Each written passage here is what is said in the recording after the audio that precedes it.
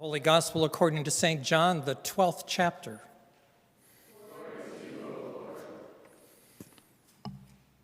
And today's Gospel is the basis for today's message.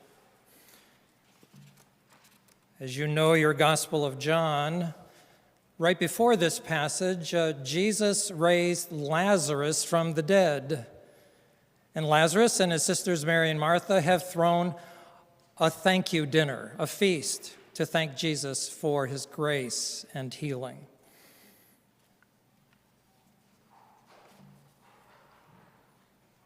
I'm not on the right page yet. The Holy Gospel according to St. John, the 12th chapter. Glory to you, O Lord. 6 days before Passover, Jesus came to Bethany, the home of Lazarus, whom he had raised from the dead. There they gave a dinner for him, a feast actually. Martha served, and Lazarus was one of those reclining with Jesus. Then Mary took a pound of costly perfume or ointment, and it was made of pure nard. She anointed Jesus' feet and wiped them with her hair.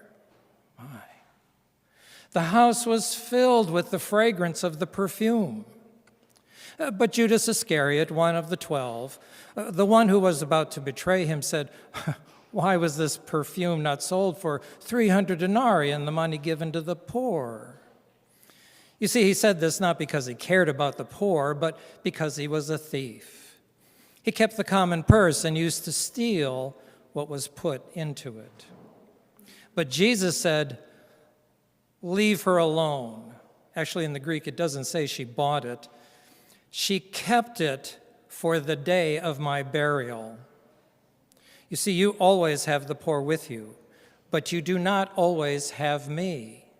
And this, my friends, is the gospel of the Lord. Please be seated. Watch out, friends. I've been in Georgia for a month, and I have to be working on 4 sermons. And the truth is that, well, they were all very bad. They didn't come together very well. And so this week I was wrestling with this one. And I actually had to write it all out, so watch out.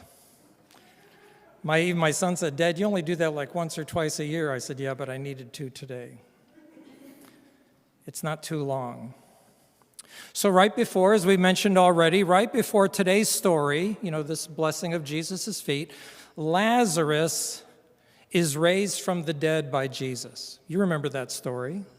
If you haven't heard it before, go back when you get home, chapter 11, read the whole shebang. The very next verses, right after the raising of Lazarus, tells about how the religious leaders are plotting to arrest Jesus and kill him. I'm not kidding. You can read it for yourself. They're not fooling around. The religious leaders feared Jesus. You see, he was popular, and they feared that he might inspire an uprising by speaking out against the administration. I thought I'd get a laugh out of that one, but maybe not. The administration and the Roman military occupation forces. We forget that Jesus is living in a time of Roman military occupation, and the Romans weren't fooling around with anybody. Jesus was very popular, and they were very keeping an eye on him, not just the Romans, but the religious authorities keeping an eye on him. The leadership was also pressing others to become, what do we call them? Informants against Jesus and his associates and supporters, so that they might, what would we call it, whisk him off the streets and detain him undercover without video cameras seeing what's happening. Is that too close to home? They didn't have video cameras then, but they were trying to whisk him off the street and detain him. They were trying to prevent an uprising, legitimately, or a rebellion. You see, and if a rebellion popped up, the Romans might come back and crack down on the whole population with violent suppression. This was a real deal. The Jewish leadership were very concerned about what the Romans might do if there was an uprising. I'm not making this up. Today's scene, here, one more sentence here. So, Jesus was approaching Jerusalem and the Passover festival, and he moved about secretly, undercover, we might say incognito.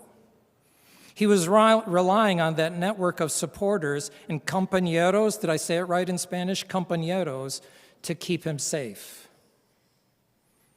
There was a whole network of folks who were trying to support Jesus and keep him safe in these days. Now, in today's scene, right, Lazarus and his sisters, Mary and Martha, had given a feast for Jesus in gratitude and celebration for restoring Lazarus to life. Isn't that beautiful? Have you guys ever had a nice party? Something cool happens, somebody is healed from cancer, they make it through their cardiac surgery, and you decide to get everybody together to have a party to celebrate somebody being healed and restored. Mary brings in a container with 1 pound of nard. Have you ever spelled nard, Paula? We used to be able to find, when we were at Trinity, at the old hippie head shop in Lakewood, we could find an herb called spikenard. Remember Star Spectrum? I'm sorry, I apologize. But you can find spikenard. It's from northern India, and it's very valuable and very costly. That's why it was a costly perfume. It was also used for the preparing of a body for burial. That's what was one of its uses. It was a medicinal herb, but also a preservative. She kneels down, right? At the dinner, they're all reclining. You know, they're kind of like lying on a chaise lounge. They're lying on the floor with pillows, right, everybody? And so where is Mary? She has to kneel down very low to the floor, and she undoes her hair. She blesses and anoints Jesus' feet and smooths the balm with her hair. It is a tender and intimate moment.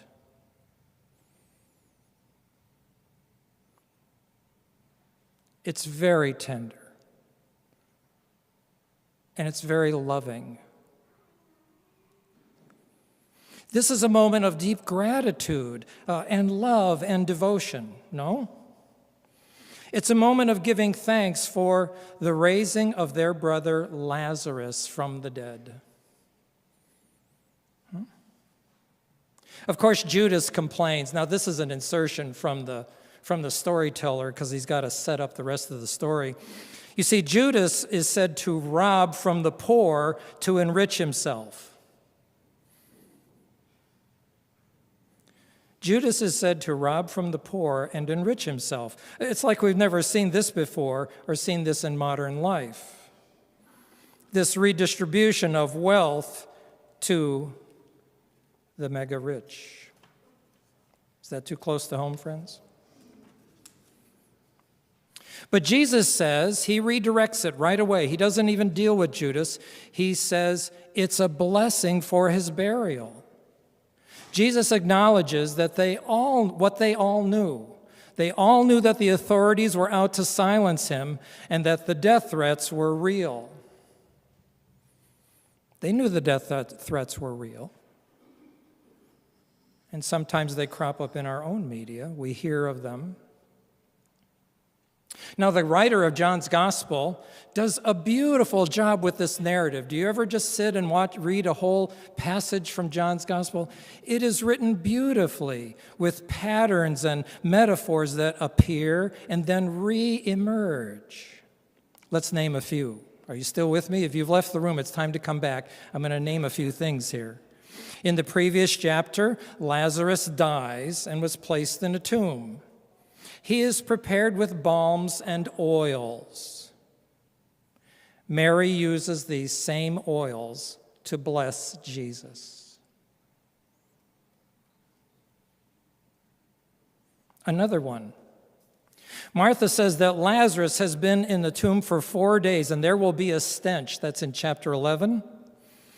But today, what do we hear? We hear that there is a beautiful fragrance that fills the whole house, like our fragrance from the children's time, filling their classroom and our house of worship. Isn't that beautiful? Wonderful. Lazarus dies, another one. Lazarus dies and is raised to life. And Jesus is moving forward to his own death and resurrection. It's very close. Jesus names this blessing as a preparation for his own burial. It's wonderful how the images appear and then reemerge. They're turned just a little bit or applied a little differently, but these images keep recurring.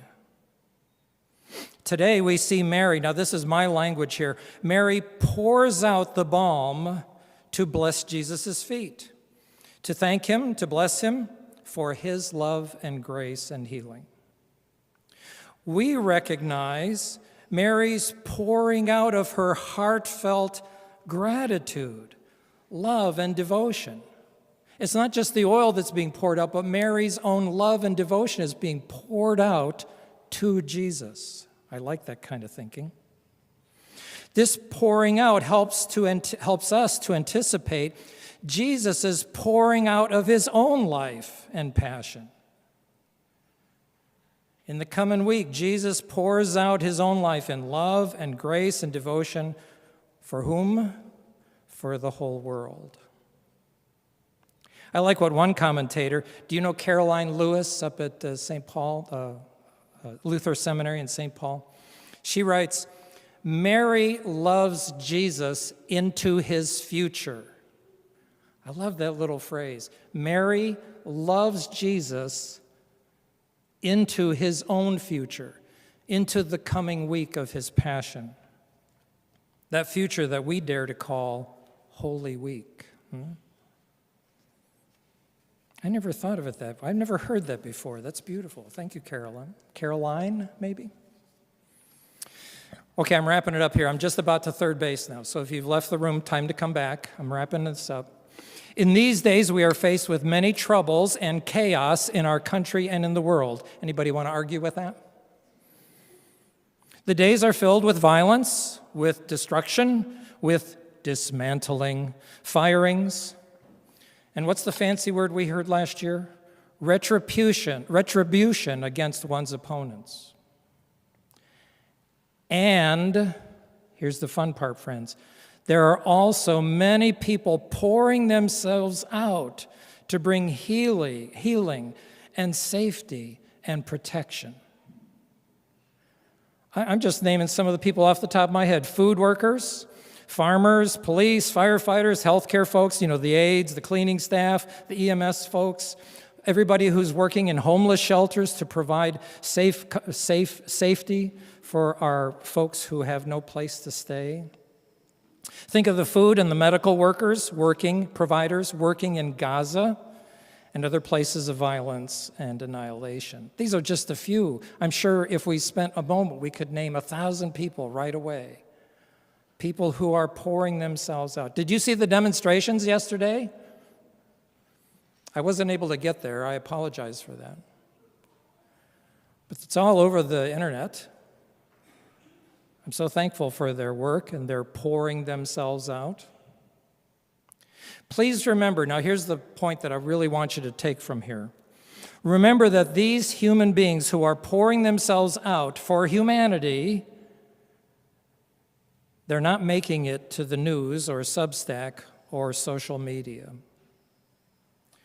These folks who are anonymously, quietly pouring themselves out, they are part of the foundation of God's presence and power in the cosmos. I'm going to read that sentence again. These folks who are pouring themselves out in nursing homes and caring for children and caring. I have a friend who's caring for her demented father who has a very serious memory and dementia issue. She and her brother and her mother are caring for her father at home day and night, 24/7. These folks are part of the foundation of God's presence and God's power in the cosmos. Never doubt that. I've seen it firsthand throughout my life as I worked in our very own Lutheran crime syndicate across northern Ohio. I worked in 3 of them. I wanted one of those T-shirts. If you saw them on Facebook, you know, this is a member of a Lutheran crime syndicate. When did it become illegal to help those who are strangers in the land? So here's the final. I'm past third base now. So today I ask you, who has poured themselves out for you?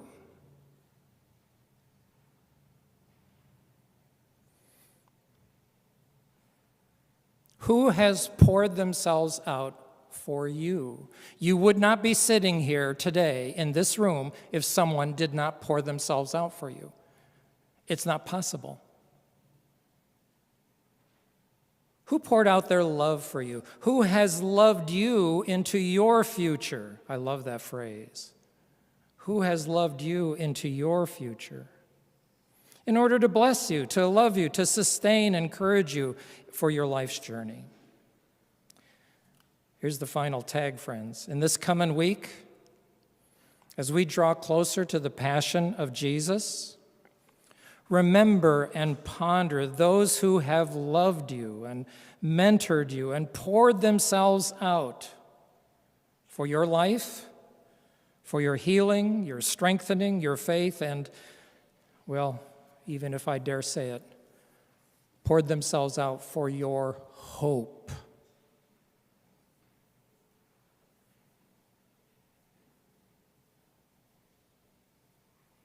Yeah, that's what I wanted to say about that today. And I ask you to say with me, amen.